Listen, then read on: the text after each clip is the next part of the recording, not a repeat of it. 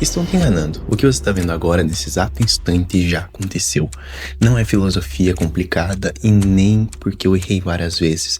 É biologia pura e simples. O nosso cérebro, ele grava um vídeo, edita esse vídeo e só depois ele entrega o resultado com atraso, fingindo ser ao vivo. E o pior, ele nunca te contou que fazia isso. Tá, deixa eu começar pela coisa bem mais simples, que provavelmente já aconteceu contigo. Alguma vez você já olhou para um relógio de parede e teve a sensação que o primeiro segundo ele acabou demorando muito mais que os outros, que o ponteiro travou só por um instante antes de voltar a um ritmo normal? Isso tem nome, isso tem explicação, e a explicação é a porta de entrada para um dos segredos mais estranhos sobre como a nossa mente funciona. Porque se um relógio de parede consegue enganar o nosso cérebro desse jeito, tão fácil, tão sem esforço, sem você nem perceber, o que ele tá inventando o tempo inteiro, bem debaixo do nosso nariz.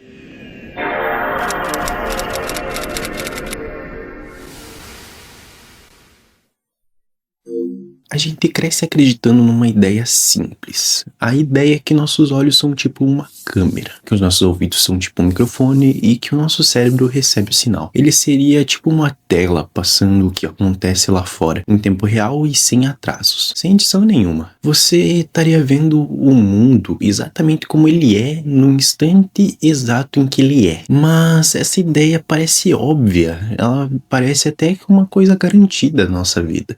Se tem algo que a gente não duvida e não questiona, é o que os nossos próprios olhos estão mostrando agora, nesse exato segundo. Só que essa ideia, ela tá meio errada. Meio errada não, ela tá errada de um jeito que muda completamente o que a palavra agora significa pra você. Porque o cérebro não é uma câmera, nunca foi. Ele se parece muito mais com um editor de vídeo trabalhando sob pressão. Porque ele fica tentando montar uma história coerente a partir de pedaços de informação que chegam atrasados, fora de ordem e incompletos. Esse editor é tão bom no seu trabalho que ele acaba sendo tão rápido e tão bem escondido que passa por batido. Ninguém vê aquela edição. Você só vê o final e confia nele de olhos fechados.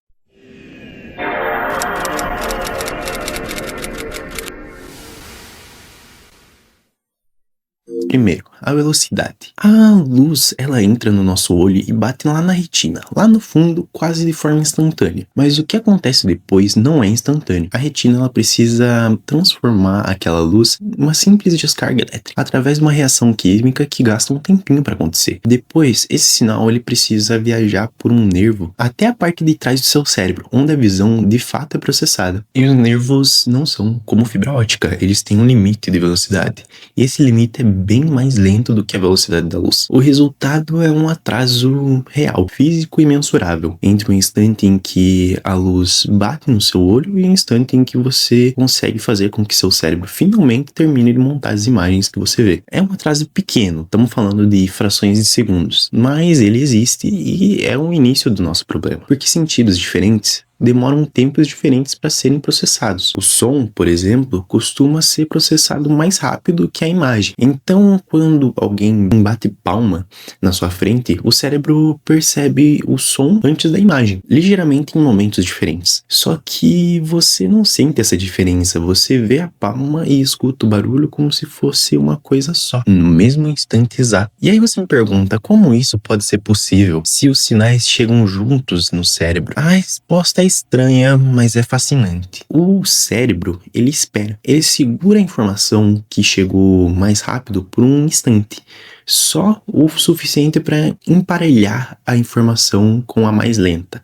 E só depois disso, ele libera as duas, criando a sensação de simultaneidade. Ou seja, aquilo que você chama de agora não é o agora de verdade. É uma versão editada, atrasada de propósito para montar o que parece ser a sincronia perfeita. E se isso parece estranho, segura a próxima parte, porque ela é ainda mais forte.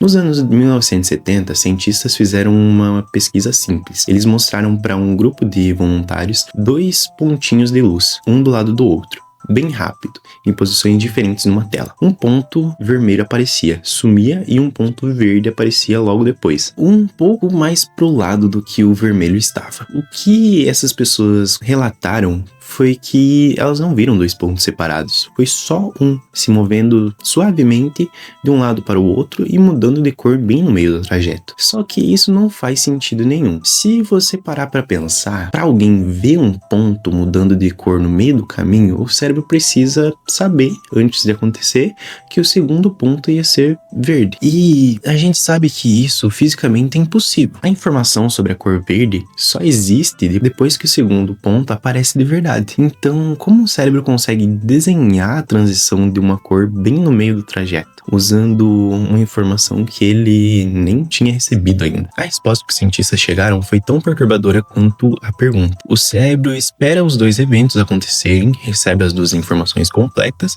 e só depois monta a experiência inteira, incluindo o meio do caminho, que na realidade nunca existiu. E para fazer essa experiência parecer natural, ele coloca ela numa espécie de gaveta do tempo um pouquinho antes, fazendo acreditar que sentiu a transição acontecer ao vivo. Isso tem até um nome técnico, os cientistas chamaram de pós-edição, o oposto de predição. Ao invés de prever o futuro, o cérebro reescreve o passado recente e entrega para você uma versão editada como se fosse uma transmissão ao vivo. Se você parar para pensar bem nisso, a conclusão é gigante. A sua experiência do agora nunca é de fato o agora. Ela é sempre uma reconstrução de alguns instantes atrás, montadas depois do que já aconteceu e depois maquiada como algo que parece ser real na sua frente. E não para por aí. Existe um outro efeito parecido, chamado de flash lag. Cientistas mostraram para voluntários um objeto se movendo de uma tela. E no exato instante em que esse objeto ele alcançava um ponto específico, um flash de luz aparecia bem naquele mesmo lugar, ao mesmo tempo. Pela lógica, os dois deveriam aparecer exatamente na mesma posição. Só que não é isso que as pessoas relataram ver. Elas veem um objeto em movimento um pouco à frente do flash, como se tivesse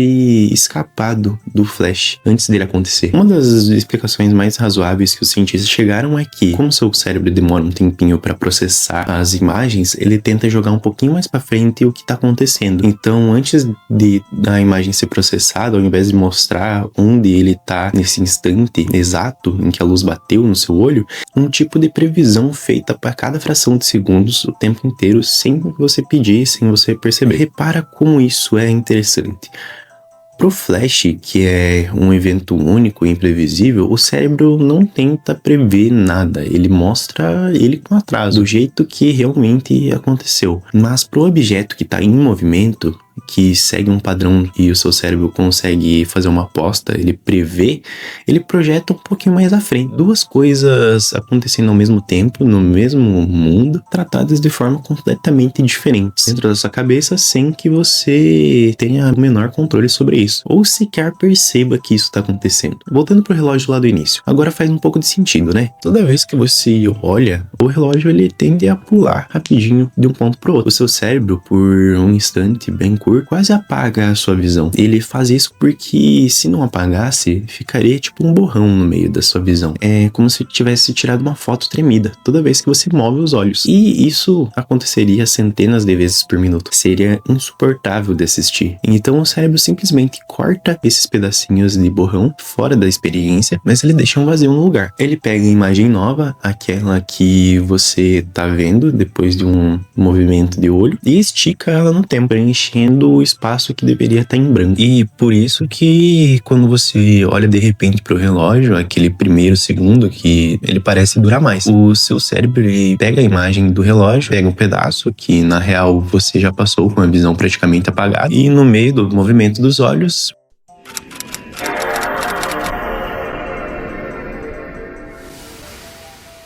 você nunca viu o tempo extra. Você inventou aquilo com seu cérebro e colocou ali. E o teu cérebro te entregou como se fosse real, sem avisar. E tem um exemplo que talvez seja bem mais simples que os outros. Bem no meio da sua visão, no ponto exato onde o nervo óptico sai do seu olho para levar a informação para o seu cérebro, não existe células que enxergam luz. Ali é um ponto cego, um lugar que, na verdade, é um buraco na nossa visão. Só que você nunca viu esse buraco em toda a sua vida. Por quê? Porque o seu cérebro, ele olha para aquilo, tá ao redor, ele simplesmente inventa o que deveria estar ali, baseado num chute de padrão. Se você estiver em um lugar onde é uma parede branca, ele provavelmente vai substituir aquilo por uma textura branca. Ele vai fazer uma continuidade inventada e te entregar isso como se fosse uma informação de verdade que ele capturou. Agora, junta isso tudo com o atraso de luz e o atraso de posição de um ponto colorido ou da previsão do flash LED. O preenchimento do relógio parado, o preenchimento do ponto cego, tudo isso faz com que você fique meio desconfiado, não é mesmo? Um quadro começa a aparecer e é um quadro grande demais para ignorar. Seu cérebro não tá mostrando o mundo, ele tá contando uma história sobre o mundo que tá editada, atrasada, cheia de partes inventadas e montada com uma habilidade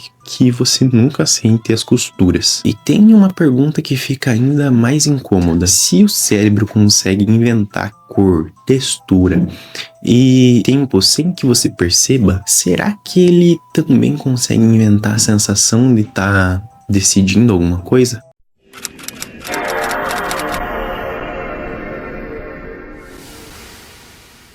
Em 1980, um cientista chamado Benjamin Limbit decidiu investigar exatamente isso. Ele pediu para voluntários fazerem movimentos simples.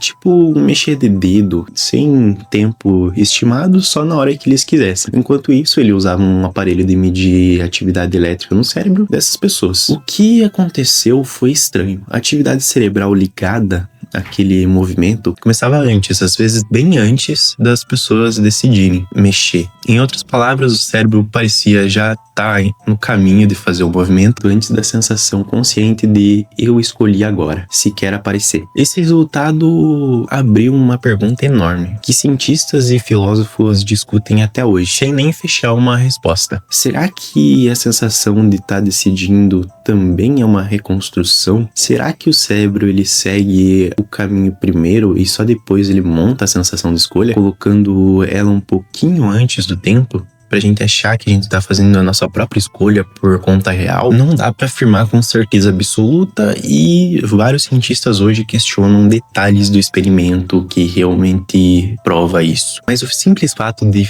essa pergunta fazer sentido já mostra um problema gigante. Se a sensação de decidir ela pode ser montada depois do fato, o que mais dentro da nossa cabeça é montado depois entregue? Tem gente que a vida inteira confia cegamente nos reflexos, achando que é rápido e por sorte, ou por talento natural. Mas repare num jogador de tênis.